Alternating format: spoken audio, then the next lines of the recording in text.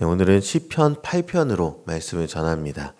오늘 본문 시편 8편은요. 다윗의 시다라고 오늘 표제에 기록되어 있죠. 그리고 영장의 깃딧에 맞춘 노래다라는 그런 특별한 설명이 붙어 있는 것을 보게 됩니다. 고대 유대인들은요. 절기와 축제 때 시편을 많이 노래했었습니다. 특히 그 중에 시편 8편은요. 그 내용과 표제어를 통해서 추측해 볼 수 있는 것은 큰 기쁨과 감격 속에서 불렀을 것이다 라고 많이들 추측을 합니다. 이 시편 8편의 1절에 여호와 우리 주여 주의 이름이 온 땅에 어찌 그리 아름다운지요 이렇게 찬양으로 시작한 내용을 보면서요. 또 마지막 절 9절에 보면 똑같은 고백으로 끝을 맺는 수미상관 구조를 갖고 있다라고 이렇게 보여주고 있습니다. 그리고 이 수미상관 구조는요. 2절과 8절까지 이 내용 전체가 주의 이름이 어찌 그리 아름다운지에 대한 구체적인 설명이자 이유다라고 알려주는 것을 보게 되는 것이죠. 다윗은요, 먼저 하나님의 영광이 가득한 하늘을 바라보았습니다. 그리고 주의 손가락으로 만드신 주의 하늘과 주께서 베풀어 두신 달과 별들을 내가 봅니다라고 고백하게 되는 것이죠.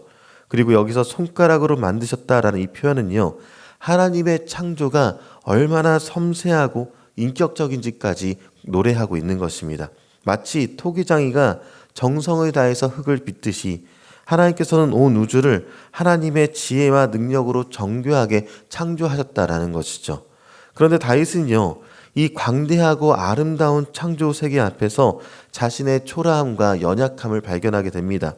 4절부터 보니까 사람이 무엇이기에 주께서 그를 생각하시며 인자가 무엇이기에 주께서 그를 돌보시나이까라고 이렇게 찬양하는 내용을 보면서 광활한 우주 속에 아주 조그마한 점 하나 같은 그런 존재, 잠시 있다 사라지는 안개와 같은 인생임을 이렇게 깨닫게 될 때요. 우리는 깊은 겸손에 이르게 된다는 것을 보여주는 것입니다. 세상은 우리에게 스스로의 위대함을 증명하라라고 계속해서 부추기지만 성도는요, 하나님의 위대하심 앞에서 나의 작음을 인정하게 되는 것이 바로 그리스도인의 모습이다라는 것이죠.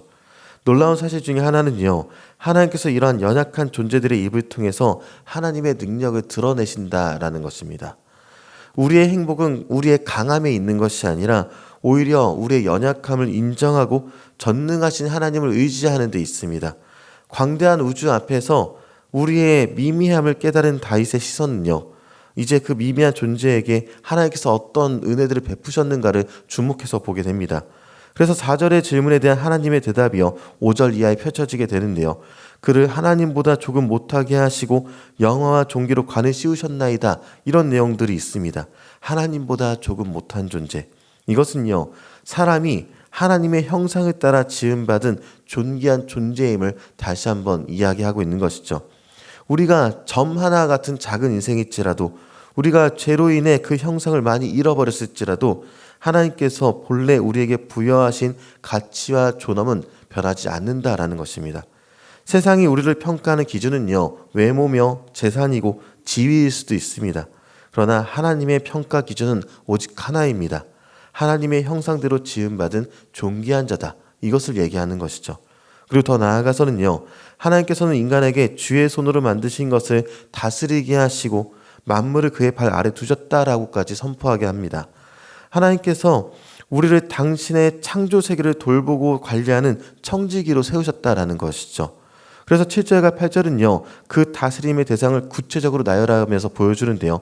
곧 모든 소와 양과 들짐승이며 공중의 새와 바다의 물고기와 바닷길에 다니는 것입니다 라고까지 이야기하는 것입니다. 이것은 인간이 자연을 파괴하고 착취해도 된다라는 것을 얘기하는 것이 아닙니다. 다스림은요, 하나님의 사랑과 하나님의 법과 하나님의 정의에 기초한 돌봄의 통치를 다스림이다라고 성경은 말하고 있는 것이죠. 그렇기 때문에 우리에게 맡겨진 청지기의 사명은요, 하나님의 법으로, 하나님의 마음으로 하나님께서 창조하신 그 세계를 아끼고 보살피면서 그 안에서 모든 피조물이 조화를 이루도록 돕는 것이며, 특히 다른 사람을 섬길 때는 죽게 하듯 섬기며 나아가는 것이 우리에게 맡겨진 일들이다라는 것입니다. 그리고 여기에 사람의 참된 행복이 있습니다. 창조의 질서, 하나님과의 올바른 관계, 그리고 나 자신과의 올바른 관계, 그리고 피조 세계와의 올바른 관계 속에서요, 우리는 방황을 멈추고 참된 안식과 기쁨을 누리게 된다는 것이죠. 이 위대한 시편 8편의 고백은요, 현재를 살아가는 우리에게 더 깊은 의미로 다가올 수 있습니다. 히브리서 기자가요, 시편 8편을 인용하면서 한 이야기가 있습니다. 그리고 이 말씀이 어떻게 예수님을 통해서 성취되었는지를 명확하게 보여주게 되는데요. 히브리서 2장 9절에 보니까요, 오직 우리가 천사들보다 잠시 동안 못하게 하심을 입은 자 곧 죽음의 고난 받으심으로 말미암아 영광과 존귀로 관을 쓰신 예수를 보니 이를 행하심은 하나님의 은혜로 말미암아 모든 사람을 위하여 죽음을 맛보려 하심이라, 이렇게 기록하고 있는 내용이 있습니다. 시편 8편이 노래한 하나님보다 조금 못하게 되신 인자, 바로 예수님에 대한 이야기를 하고 있다는 것이죠. 그분은 하나님과 본체시지만 우리를 구원하시기 위해 스스로 낮아져서 인간의 몸을 입고 이 땅에 오신 것입니다. 그리고 십자가에서 죽음의 고난을 당하심으로 가장 낮은 자리까지 내려가셨다는 것이죠. 그러나 하나님께서 그를 죽은 자 중에 살리시고 모든 이름 위에 뛰어난 이름으로 높이시고 영광과 존귀로 관을 씌우셨습니다. 이제 우리는요, 어떤 상황에서 이 시편 8편의 노래를 고백할 수 있을까 고민해 보게 되는 것은요, 하나는 인생의 의미를 잃고 나의 존재가 한없이 작고 무가치하게 느껴질 때 우리는 이 시편 8편을 다시 한번 읽으며 고백할 수 있어야 할 것입니다.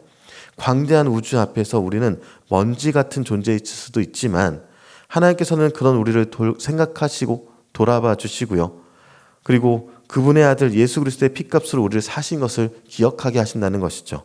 우리는 그리스도 안에서 영화와 존귀로 관을 쓴 존엄한 존재로서 다시 올라가게 되었습니다. 그리고 다른 하나는요, 세상의 무질서와 혼돈 속에서 고통받고 낙심될 때 우리는 이 시편 8편을 고백해야 될 것입니다. 세상은 여전히 죄의 권세 아래 신음하는 것처럼 보이지만 우리는 만물을 자기 발 아래에 복종시키실 예수 그리스도의 최종적인 승리를 믿음의 눈으로 바라보아야 한다라는 것이죠. 그리고 이 땅에서 하나님의 통치를 대리하는 우리는 예수님의 제자로서 예수님께서 우리에게 나를 따르라 하신 그분의 말씀을 듣는 그분의 그리스도인으로서 우리에게 맡겨진 삶의 자리에서 사랑과 정의를 실천하면서 하나님의 질서를 세워가는 청지기의 사명들을 온전히 감당해낼 수 있어야 할 것입니다. 우리의 삶은요, 결코 우연의 산물이 아니죠. 하나님께서 친히 그분의 손가락으로 섬세하게 빚으셨고요, 가장 아름답고 복된 질서 안에 우리를 두셨다는 것입니다. 비록 죄로 인해 그 질서가 깨어지고 우리가 고통 가운데 있을지라도 예수 그리스도 안에서 모든 것이 회복될 그날을 소망하면서 오늘 우리에게 주어진 삶의 자리를 믿음으로 살아낼 수 있어야 한다는 것입니다. 그래서 우리가 삶의 모든 순간순간을요, 이 다윗처럼 여호와 우리 주여 주의 이름이 온 땅에 어찌 아름다운지요라고 그렇게 감격의 찬양으로 가득하게 나아갈 것입니다. 이러한 고백이 우리 삶 구석구석에 넘쳐나기를 주님의 이름으로 축원합니다.